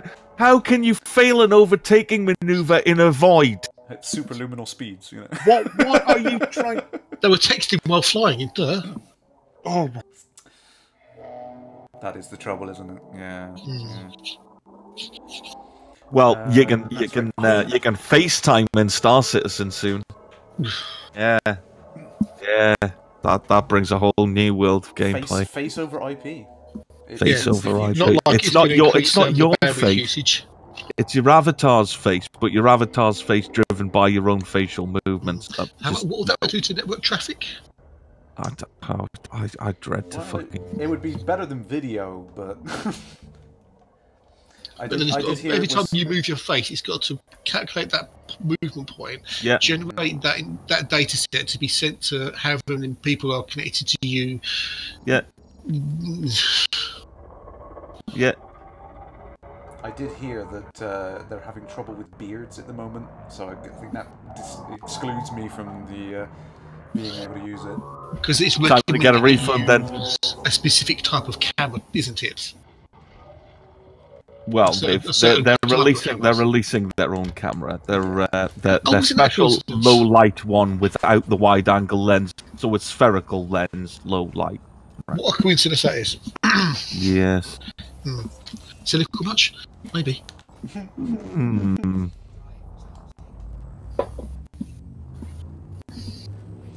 What's that DJ saying? It's not random numbers. It's actual old machine code. Is it really?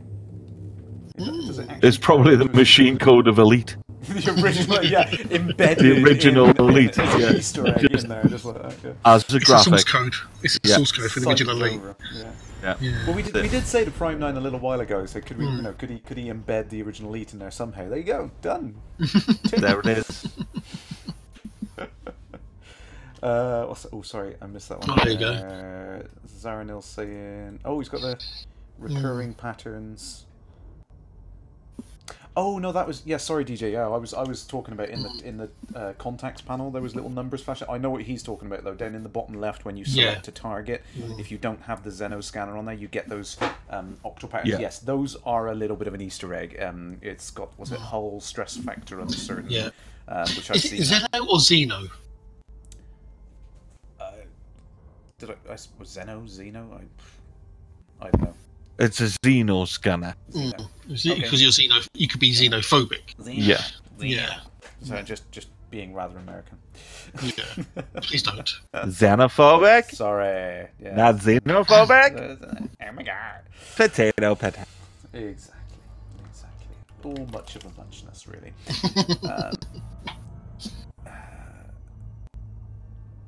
What's that? Prime still desperately want to make all the IP issues magically go away and run Elite in a virtual machine on the side panels. That would be great. If you could just get past all those troublesome, pesky, peer-to-peer connections. Is that new? Is what new? When I knew that the orbit lines faded in and out with your velocity, but the planet that I'm currently looking at, they kind of highlight now. If I just don't know. Yeah, I don't. When you're aiming at, they're switching back and forth there. I see that. Yeah, they are. I don't think I've ever noticed that before. Well, I haven't turned off because they interrupt my screenshots. Well, yeah, we can turn them on and off. Yeah. I don't turn them on. It's very unlikely I'm going to get a planet in the face because I'm not looking at where its orbital path is. You just fly into a planet regardless anyway. Well, yeah, but at least I'm aiming directly for that planet. It's not like I'm being caught unawares. Is it? It's not like it came out of left field. So, oh, God, I didn't see that on my starboard side. Oh, well. There you go. Maybe you should turn those orbital lines back on. just in case. Didn't see that planet encroaching. No, it's usually because I'm pointing directly at it and flying far too quickly for the gravity. And then I just leave a small dog-shaped hole on the surface. See, someone did come up with a way of getting rid of the super cruise lines and the space dust using an override for Directory 2D. Yeah. Yeah, I've seen that. And it makes the game... Dustbuster? I think it's Dustbuster. Yeah. It's weird because there's no sensation of movement.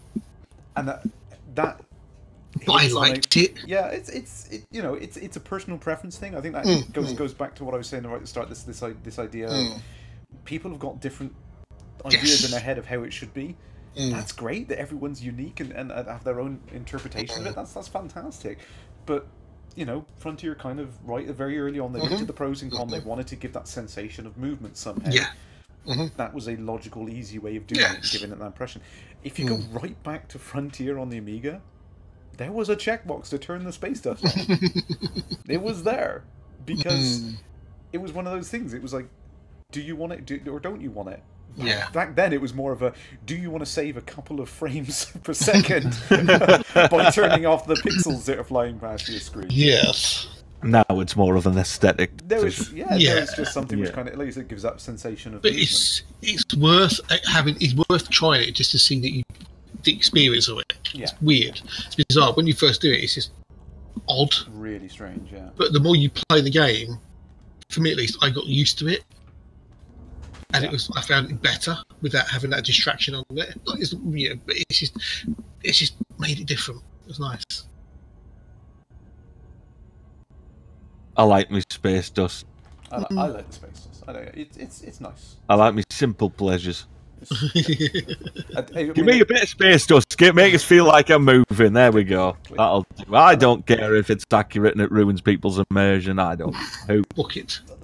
I mean, that was one of the reasons why they like these velocity ladders were added in as well, to kind of give you for super crew. See the the speed that you're going at. I see that from Eloy says, did I hear Scott Mannon's idea of how the Thargoids communicate with us? He says that basically they've picked up some of our older spacecraft, which were all programmed using Octal. So kind of like things that have gone out from like hundreds of years at like sublight speed. So they've found them, they've picked them up. This like old 1970s tech with like core memory panels and stuff like that in, and they've kind of figured out what we were doing, and so they're talking in Octal, trying to communicate with us. But they've got this kind of garbled, broken.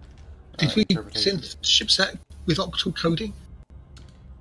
I think some of the like really old, like space probes and things like that, they were using very, very limited tech, which may have been. I can't remember what the old. But what is currently the furthest man-made object from Voyager 1, the planet? Voyager 2. Yeah, and what's currently in the game? Voyager 1 and Voyager 2. Yeah, so they haven't picked them up. So that's an interesting thought, but one that's just highly improbable to say the least. Making shit up off the top of your head, really. That's what it boils down to. Bit of BS. This sounds like it would be a good idea, but we've already found Voyager 1 and Voyager 2. Where did they get the other ones from if they were going to be using that particular software? Oh, you made her angry. I wasn't paying attention. I didn't scan her in time, so... Just it's just they're obviously not dogs because they don't like things sniffing their butts, obviously. So. You're meant to go up to the front of it and bow like a hypocrite. Yes, just majestically, kind of. Yes, it's been a long time since I watched Harry Potter. I'm behind the times, you see. Has it been ruined for you? Totally. He grew up and left Hogwarts. Oh, they're gonna make some more movies. Don't worry, there's another book coming. Joy. I think it's going to be called Harry Potter and the Job Working in a Call Centre. Harry Potter and the saga of the daytime TV. DJ's given us a bit of nostalgia there. I'm going to put that up on there. Look at that, the old manual. Oh. Fantastic. Oh, gold. Look at it. Thargoid invasion ships. I wonder if I got that. I got about another 20-15 minutes maybe. Oh, I used to have that book. It's good, isn't it? I love it. So look, I had the BBC one from Acorn Soft, Firebird one from Commodore 64. Same artwork though. Damn it, they are fast. They're so fast. So hang on. You found 3 Thargoid ships, which is amazing achievement. It's just you should have an achievement reward for that. And in all 3 encounters, you've not been attacked. Yeah, I know. If he was on the Xbox, that would be an achievement unlocked. It would, yeah. I'd get a little trophy on the PS4. Ba-ding! Yay! Look at me. Oh no! It's a live interactive one as well. DJ said on there. You can actually flip through the pages on there. Oh no! So the whole thing that A, Thargoids are hard to find, and B, they're hostile and aggressive, is wrong. Yes. Total tish. Yes. 3 for 3. So you post the hypothesis. You went and tested the hype. You then repeated the test, recorded the data and then repeated it again. It had the same results. Same results every time. Maybe try a larger sample size. Tomo says he said 25 encounters has not been attacked. Yeah. There we go. I think empirically we can say that they're not hostile. No, unless provoked. Stop shooting Thargoids. Don't invade their personal space. They don't like it. Yeah, we wouldn't. Well, someone's going to have to tell the NPCs, because every time you turn up at one of those non-human things, yes, it's full of dead NPCs. But have we actually seen?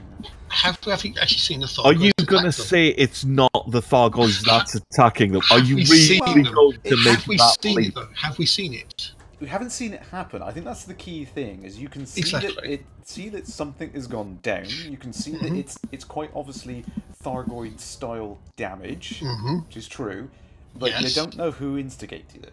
Well, I don't care who instigated it. The thing is, we need to stop the NPCs from going after Thargoids, because they're causing problems. So maybe it's time to resurrect the fact that we should be killing all NPCs on sight. Look. We are not having that conversation ever again. No, I think now there is a legitimate reason for it. That NPCs are actually going to try and bring about the end of humanity as we know it, because they can't stop shooting Thargoid. It all makes perfect logical sense. To you and you alone. I just want them all to burn. They must suffer. I think we should rise up and we should stop the NPCs. Strike against them. They're the ones that are causing all of the problems. If there were no NPCs in this galaxy, everyone would have so much. Oops. I went backwards onto the landing pad. I despair. Yeah, I was listening to Dog. That was a joke. Oh no, Prime! This isn't a rant. This is a dog. This isn't a rant. This is a call to arms. This is illogic. A call to arms. No, it's perfectly logical. I've looked at the variables and my conclusion is sound. We need to utterly obliterate every single NPC ship we come across. This is it for the human players in this game, that however many there are. I beg you, I plead for you, if you want to keep the galaxy safe from a Thargoid invasion, which is going to be a retaliation, you've got to kill every single NPC in the game. Wanted, innocent alike, it doesn't matter anymore. It's time for a purge. Somebody stop him, please. It's time for a purge. We must rid ourselves of these half-wits. Somebody please put him out of our misery. I'd like each and every one of you out there listening to the sound of my voice to shut your eyes for a moment and imagine every single NPC is actually piloted by Donald Trump. Oh, God. It's okay. You have your motivation. Go. Why did we invite him on here again, Crash? He'll never get there. He'll run out. Because Crash opened his mouth and immediately regretted it. He told me where you were, and I have a key. Oh dear. We'll have to change the locks. Yeah. I'm afraid you can't, because only I have the permission. That's always like, give Dog his nightcap and send him off to bed. Yeah. I think that was quite good for an impromptu motivational speech in which I was able to avoid swearing even once. You mean motivational delusion?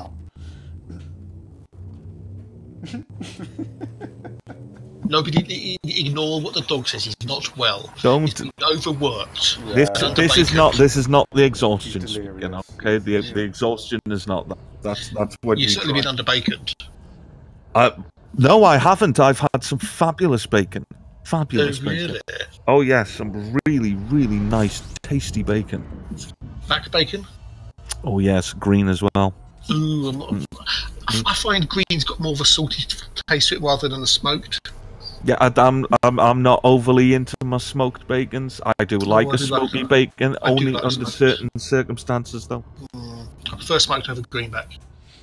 Wow. I think Nats has just touched on a good point there. If the Thargoids are so peaceful, why are Frontier giving us weapons that damage them? But they're not. No, we had a choice. We had a choice. Exactly. By doing this, we had a choice whether or not to do the community goal, and people went, "Oh, I want big guns." Yep. And just because you got them doesn't mean you need to use them, does it? Exactly. Exactly. Tyomin's asking us, said about Voyager earlier on, but what about Pioneer 10 and 11? I don't know. I don't think they've. They haven't left the helo pools yet. No. I don't know. I mean, about any other kind of. What about the one that went to Pluto just recently? What was that called? I forgot now. Damn it. Oh, the Huygens probe thingy. Was it the Huygens probe? Yeah, and it shot because it went on Cassini, didn't it? And they launched it off separate. That was it. The Huygens team. I wonder how far that's got. No, Cassini was Saturn. No, yeah, well, Cassini was slammed into Saturn. But Saturn, there was the other probe that was sent to zip past Pluto. But I know the one you mean. So much delta V that there was no way they could slow it down. It would just keep going. Yeah. I just wonder where that would be. That's in New Horizons. Well, that's the new hunt, isn't it? Gonna have to find it. Where is New Horizons? There we go. Where is New Horizons? Can we track it down? Tomorrow, you can find out if that's an Easter egg. If it's not an Easter egg, it would make a really good Easter egg. Just a suggestion. I think we need to get some of the astronomers out there trying to figure this out right now. It's got to be heading off in a certain direction. It's got to be, which if they've put Voyager 1 and 2 in, you've got to have that. It would be remiss of them to put another one. Exactly. The question that I do wonder though is what was its velocity when it left the core solar system? So I'm kind of thinking, is it going faster or slower than Voyager? Would it be, overtake them sort of thing? Another Oort cloud object it's nowhere near the Oort cloud. It's in the Kuiper belt. It's approaching the Kuiper belt, but the Oort cloud is a huge distance. Is it something stupid like that. Yeah, the Oort cloud is so far out. It's crazy distance. The Oort cloud. I don't even think Voyager's hit the Oort cloud yet. No, I don't believe it has. Even like now in game time as well, I don't. It's still not there. The Oort cloud is so mind-bogglingly large distance.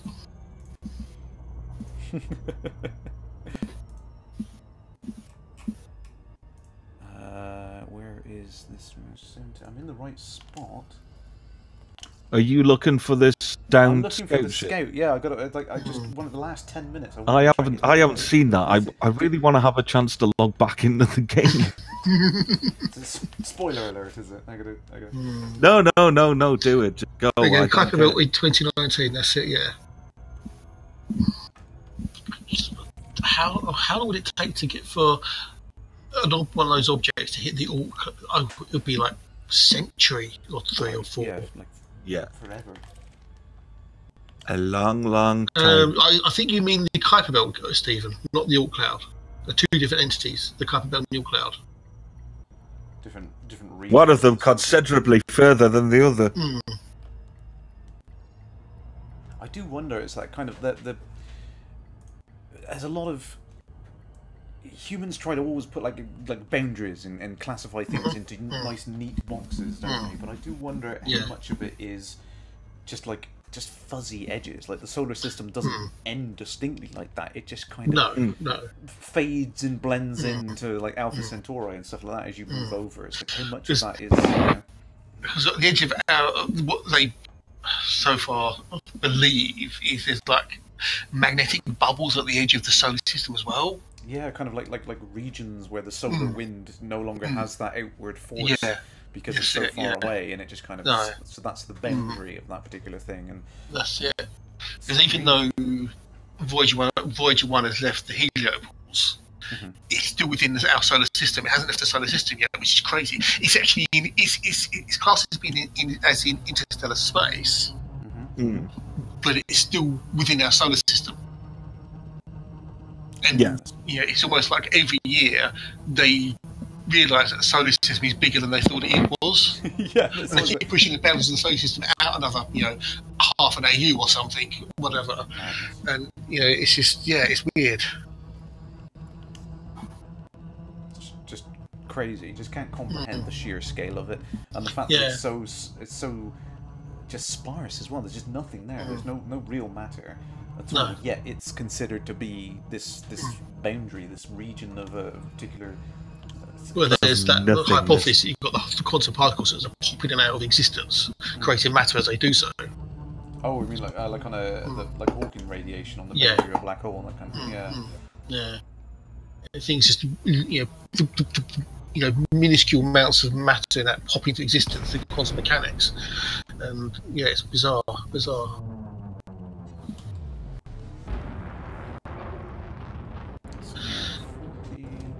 How can we drop out of Subaru Cruise and view Voyager if it's travelling so fast, relative speed?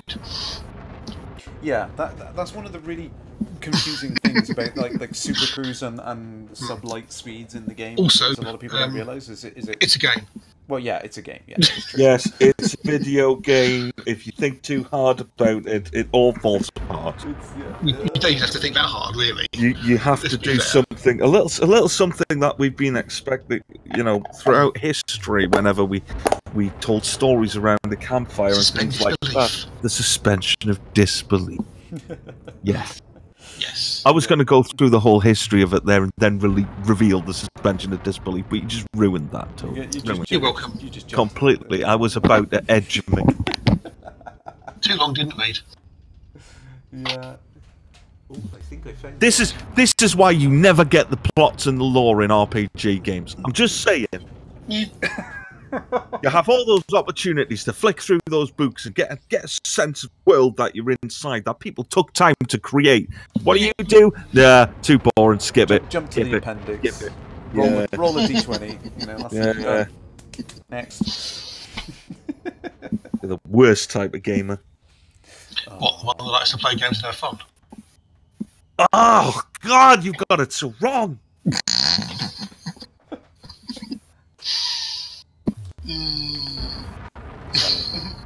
Terrible. I can't keep that up. Going back to what Triple P is about, I like to think of it like you said, Toad, is that idea of like relative velocity when you effectively drop from super cruise to normal speed. Well, before that even, you'll notice it, particularly when you get close to you're like in the gravity well of a large body and you get close to one of the moons, you see that sudden thing where it stops drifting and it suddenly snaps to your frame of reference. Yep. That's what it's all about. Is that kind of you've got that relative velocity is matched up in Super Cruise, and then when you drop out, you're effectively going the same sort of speed. As it's like we're sitting on the planet Earth, travelling around at 900 miles an hour, orbiting at 40,000 miles an hour. Everything's relative to your frame of reference. Well, let's just say if you had to be able to figure out the relative speed distance, you wouldn't be able to do a fucking thing in this game. Imagine it's like you'd be worse sitting than there, Kerbal. people would be sitting there going, right, you've got to plot everything. If the game was ultra realistic, we wouldn't have left the solar system. No. Exactly. No. We wouldn't have even got to Mars. Code into your flight computer how to make you'd be sitting there with something that looks a little bit like an outpost. The game would have been a lot smaller as well. Yeah. I was gonna say, not to say that wouldn't be a fun game, It does sound pretty fun, but that's not what Elite is. No, it's called Kerbal. Exactly. I love Kerbal. I'm going to have to play a bit more Kerbal. I think that's what we're going to have to do from now on, is I'm going to have to just mix and match, and I'm going to, when I do get a chance to stream, I'm just going to pop in, I'm going to play what I want. You should. Some random stuff. I don't know. Something from your back catalogue. I was thinking that once I get this green screen set up to be a bit more permanent and a bit more keyed in, which, sorry, dog, I know it's kind of triggering you. It's that bad. It is completely. I can't actually look at the screen. I had to tell him not to put the cam on. I know it offends his sense. It wouldn't have been Kerrash Landing without the cam on. Well, it would have been because it would have still been Crash. But anyway, still got the bobblehead gift. Oh, there it is, an old crashed one. Yes. With a Old scratch design. box on the planet's surface. Where it scraped its way in. And then buried itself. See, look at the way that's buried. That looks wrong. Yeah, it shouldn't be down like looks that. Backwards, doesn't it? It looks like it's skidded along there, and it's. Well, and then no, actually, I mean, it's skidded. It's dug into the ground. It's kicked up all the stuff, and then you got kind of like an explosion of dust. There's no furrow. No, it hasn't dug itself into the ground. There is. It's literally it's come down at a 45-degree angle, just gone splaying you to the ground. So that trail there shouldn't be there. There should be a lot more. There should be a lot more. Ejector. There should be a lot more. Yeah, and a lot more furrow behind it. There should be a deeper groove in the ground there. I'm sorry, guys at Frontier. Nil point. That would not pass the muster in the film industry. I'm afraid. No. Won't somebody please think of the immersion? Fuck it. Do you know how to get away from your... There you go. I'm just... This is what really gets on my nerves when people play the game and completely forget about the fact. I just landed on this planet.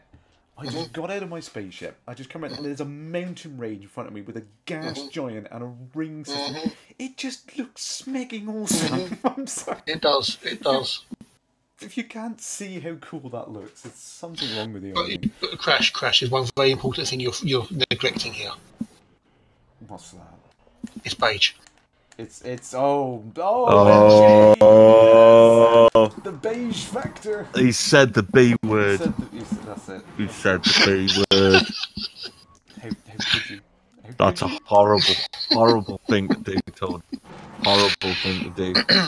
Let's everyone get ADFX on and colorise this. Let's just saturate that. Yeah, just make it all blue and look like you've actually spent the time to calibrate your monitor like you maybe should have done in the first place without applying another level of post-processing upon top of it. I'm just saying.